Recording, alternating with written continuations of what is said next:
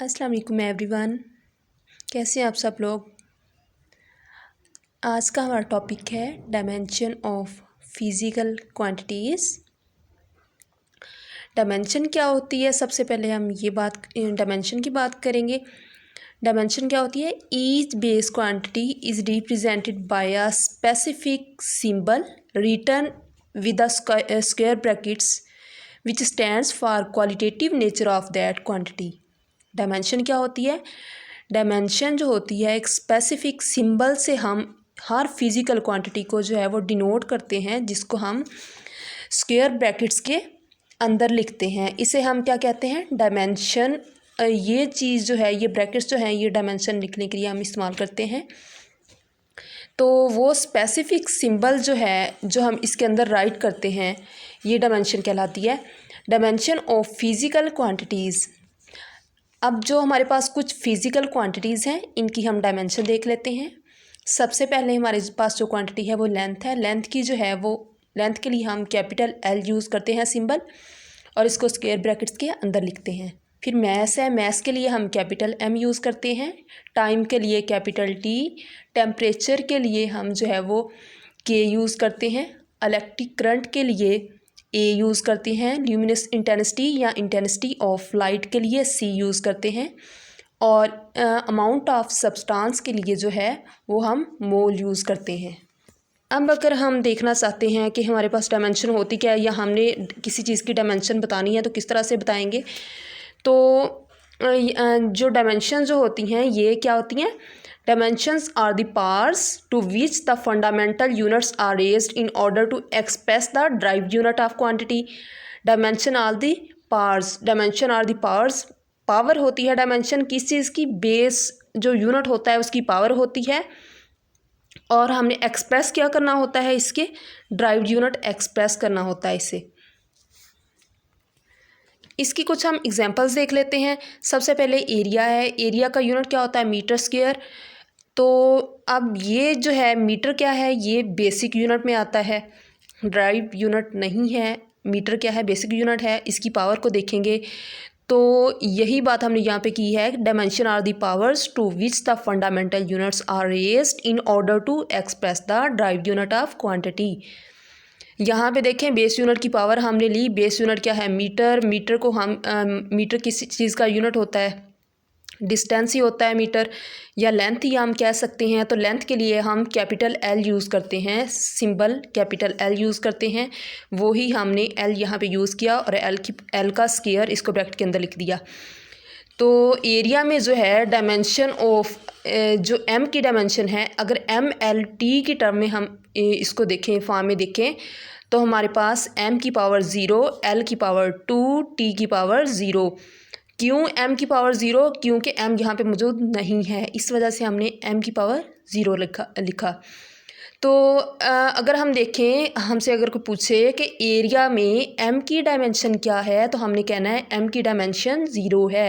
Area में L की dimension क्या है? तो यहाँ पे एल की डायमेंशन 2 है। टी की डायमेंशन क्या है? तो टी की डायमेंशन जो है वो यहाँ पे 0 है। इसी तरह वॉल्यूम को देख लें। वॉल्यूम का यूनिट मीटर क्यूब होता है। तो यहाँ पे जो है इसकी सिंबल जो यूज़ होगी वो एल की पावर 3 होगी। तो डायमेंशन देखें, एम की पावर 0, एम एल टी की फॉर्म में जब हम लिखेंगे, एम की पावर 0 लिखेंगे, एल की पावर 3, टी की पावर 0। एम की पावर 0 यानी वॉल्यूम में जो है एम या मैस की जो डायमेंशन है वो 0 है, लेंथ की 3 है, और टाइम की जो है वो 0 है। इसी तरह मैस डेंसिटी किलोग्राम पर मीटर क्यूब इसका यूनिट होगा। किलोग्राम मैस होता है तो मैस कैपिटल एम से डिनोट करते हैं। मीटर जो होता है वो लेंथ में आता है, तो यहाँ पे एल की पावर 3 लिखेंगे, एम एल की पावर -3 हो जाएगा यहाँ पे। अब यहाँ पे क्या होगा? एम एल टी की फॉर्म में जब लिखेंगे तो टी तो यहाँ पे मौजूद ही नहीं है, तो टी की पावर हम 0 लिख देंगे, क्योंकि टी में इसकी डायमेंशन 0 है। इसी तरह एम एल टी की फॉर्म में हम क्यों लिखते हैं? क्योंकि जनरली इसी तरह लिखा जाता है, लेकिन टी यहाँ पे मौजूद नहीं है, तो टी हम 0 लिखेंगे। टी में इसकी डायमेंशन 0 होगी। इसी तरह वेलोसिटी का फार्मूला होता है डिस्प्लेसमेंट और टाइम। डिस्प्लेसमेंट जो है वो डिस्टेंस, डिस्प्लेसमेंट लेंथ, इसको एल से डिनोट करते हैं। टी जो है वो टाइम है, कैपिटल टी से डिनोट करेंगे, और एल में इसकी एल की पावर 1, यानी एल में जो है वेलोसिटी की डायमेंशन 1 होगी, टाइम के लिए t-1, और m में 0 इसकी डायमेंशन होगी। इसी तरह जब एक्सलेशन की बात करते हैं तो एक्सलेशन का यूनिट होता है मीटर पर सेकंड स्क्वायर। मीटर के लिए कैपिटल एल, सेकंड या टाइम के लिए कैपिटल टी का स्क्वायर आ जाएगा। m यहाँ पे मौजूद है, ये m है, तो m क्या है, यहाँ पे मीटर है, मीटर के लिए लेंथ l यूज़ करेंगे, तो l ये वाला आ गया, t की पावर -2 हो गया। m यहाँ पे वजूद नहीं है, m क्या है, मैस है, यहाँ पे मैस तो है ही नहीं, तो हम क्या करेंगे, m की पावर 0 लिखेंगे कि इसकी m में जो मैस एक्सलेशन के अंदर m की डायमेंशन जो है वो 0 है, या मैस की डायमेंशन 0 है। इसी तरह फोर्स का फार्मूला होता है F = m cross a। m जो है मैस का यूनिट किलोग्राम होता है, और इसी तरह एक्सलेशन के लिए मीटर पर सेकंड स्क्वायर होता है। यहाँ से हम इसकी डायमेंशन फाइंड कर लेंगे। किलोग्राम या मैस के लिए कैपिटल M यूज़ करते हैं। इसी तरह मीटर जो है उसके लिए लेंथ में आता है, तो L की पावर 1 हो जाएगा। ये सेकंड स्क्वायर क्या है, टाइम का यूनिट है, तो टाइम के लिए कैपिटल T यूज़ करते हैं, तो T की पावर -2 यहाँ पे आ जाएगा। इसी तरह मोमेंटम की बात करेंगे तो मोमेंटम P = mv होता है। m क्या होता है, मैस, उसका यूनिट किलोग्राम होता है। v जो है ये वेलोसिटी जो है, और वेलोसिटी मीटर पर सेकंड इसका यूनिट होता है। तो किलोग्राम क्या है, मैस है, या इसके लिए हम कैपिटल M लिख लेंगे। v के लिए L 1 t-1 लिख लेंगे, तो इसकी डायमेंशन क्या आ जाएगी, m में इसकी डायमेंशन 1 है, L में 1 है, और t में -1 है। इसी तरह नेक्स्ट जो है वो डायमेंशंस हम देख लेते हैं। तो वर्क को देखें, वर्क W = F.D होता है, या F displacement cos theta, dot को हटा दे तो cos थीटा लगाएं, डिस्प्लेसमेंट cos थीटा आ जाएगा। फोर्स की डायमेंशन हम निकाल चुके हैं, ठीक है, वो यहाँ पे पुट करेंगे, और डिस्प्लेसमेंट के लिए कैपिटल L यूज़ करेंगे, और cos थीटा जो है ये सप्लीमेंट्री यूनिट्स में आता है, therefore it has no dimension. तो यहाँ पे हम लिखेंगे, ये बन जाएगा हमारे पास m L की पावर 2 t की पावर -2। इसी तरह पावर को देखें तो P = W/T होता है। वर्क और टाइम, वर्क की जो डायमेंशन हमने फाइंड किया वो लिखेंगे, टाइम के लिए कैपिटल T यूज़ करेंगे, तो ये हमारे पास आ जाएगा m1 L की पावर 2 t की पावर -3। इसी तरह एनर्जी की देखें तो एनर्जी का जॉल होता है, और ये हमारे पास वही होगी जो वर्क की होती है। वर्क और एनर्जी की जो है डायमेंशन वो सेम ही होती है। इसी तरह काइनेटिक एनर्जी की बात करें, ½ mv² इसका फार्मूला होता है। तो ये जो है m क्या है, मैस है, तो मैस के लिए कैपिटल M यूज़ करते हैं हम डायमेंशन निकालने के लिए। और वेलोसिटी क्या होती है, L/T, वेलोसिटी के लिए लिखते हैं डायमेंशन स्क्वायर, ये यहाँ पे वैसे आ जाएगा, तो ये बन जाएगा हमारे पास m L की पावर 2 t-2, क्योंकि t ये नीचे था तो ऊपर जाके t-2 हो जाएगा। इस तरह पोटेंशियल एनर्जी के बारे में बात करेंगे तो ये एनर्जी ड्यू टू पोजीशन होती है। इम्पल्स जो है, इम्पल्स के लिए I = F cross del T हमारे पास फार्मूला होता है। यहाँ पे F की जो है डायमेंशन पुट कर देंगे, और T के लिए कैपिटल T यूज़ करते हैं, तो ये आ जाएगा इम्पल्स की जो डायमेंशन है वो, इम्पल्स की जो डायमेंशन होती है वो m मैस में 1, लेंथ में या L में 1, और T में -1 होगी। इसी तरह एंगुलर वेलोसिटी की बात करते हैं तो ओमेगा आएगा, ओमेगा = ये जो है V %/r, तो ये हमारे पास आ जाएगा L/TV के लिए, और ये जो R है ये रेडियस या लेंथ में ही आता है, तो इसके लिए कैपिटल L यूज़ कर लेंगे। ये हमारे पास बनेगा MLT की फॉर्म में देखेंगे तो m की पावर 0, L की पावर 0, T की पावर -1, क्योंकि L से कैंसिल हो जाएगा तो L की पावर 0 आएगा। तो इसकी m में क्या है डायमेंशन, एंगुलर वेलोसिटी की m में डायमेंशन क्या है, 0 है, L में क्या है, 0 है, और T में क्या है, -1। इसी तरह हमारे पास नेक्स्ट आएगा एंगुलर फ्रीक्वेंसी आ जाएगा। इसका फार्मूला होता है 2πf। 2πf जो है 2 के लिए तो कुछ भी नहीं होगा, यहाँ पे सिर्फ जो है वो f जो होता है वो रेसिप्रोकल ऑफ टाइम होता है, तो 1/t होता है।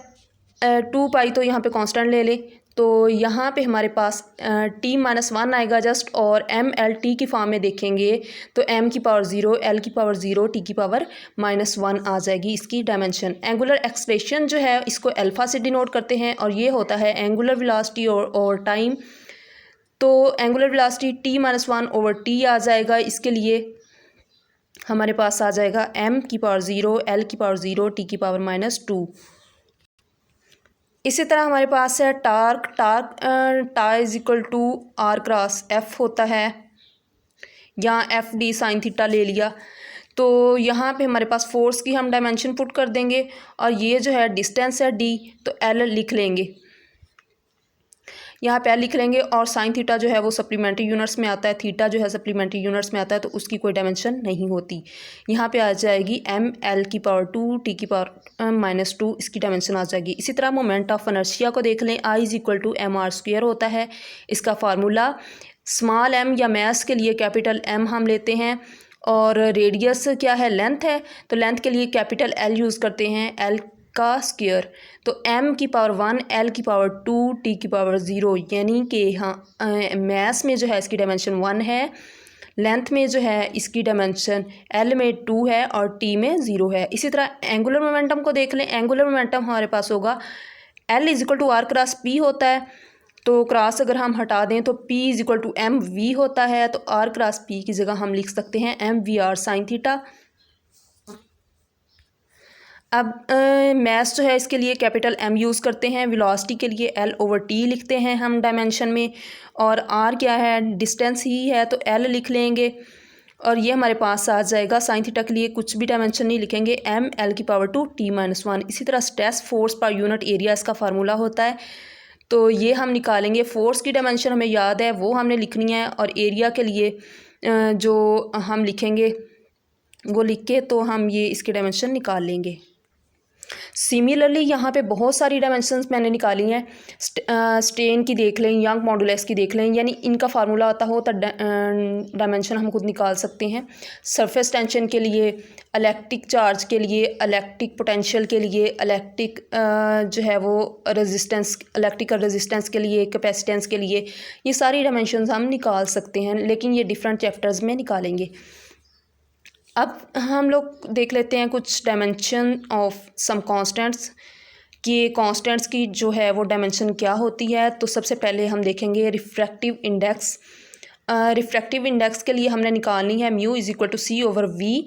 सी क्या है, यहाँ पे स्पीड ऑफ लाइट है इन वैक्यूम, और वी क्या है, यहाँ पे वी है speed of light in that medium, तो है तो ये स्पीड ही। तो स्पीड के लिए जो है या वेलोसिटी के लिए हमने कहा था कि डायमेंशन L/T होती है, तो L/T यहाँ पे लिख लेंगे, L/T कैंसिल हो जाएगा एक दूसरे से, तो ये हमारे पास आ जाएगा m की पावर 0, l की पावर 0, t की पावर 0, ये एक दूसरे से हो जाएंगे कैंसिल। तो ये जो है हमारे पास रिफ्रैक्टिव इंडेक्स या म्यू जो है ये डायमेंशन लेस क्वांटिटी है। उसके बाद जो है वो यूनिवर्सल ग्रेविटेशनल कांस्टेंट जी को हम देखेंगे कि क्या सभी जो कांस्टेंट्स हैं सबकी जो सभी डायमेंशन लेस हैं या इसकी कोई डायमेंशन निकलती है, तो ये डायमेंशन लेस नहीं है। F is equal to G m1 m2 over r square लिखेंगे, और यहाँ से हम जी की वैल्यू डायमेंशन जो है वो निकाल लेंगे, जो कि है m की पावर -1, l की पावर 3, t की पावर -2। इसी तरह प्लैंक्स कांस्टेंट को देखेंगे, Planck's constant h e is equal to hf और h is equal to e over f। e is energy, यहाँ पे e जो है वो एनर्जी है, एनर्जी के लिए हम इसकी डायमेंशन लिखेंगे जो हमने पीछे निकाली है, और फ्रीक्वेंसी जो है वो रेसिप्रोकल ऑफ टाइम होता है, तो ये t की पावर -1 आ जाएगा। इसी तरह ml2 t की पावर -1 हम इसकी डायमेंशन निकालेंगे प्लैंक्स कांस्टेंट की।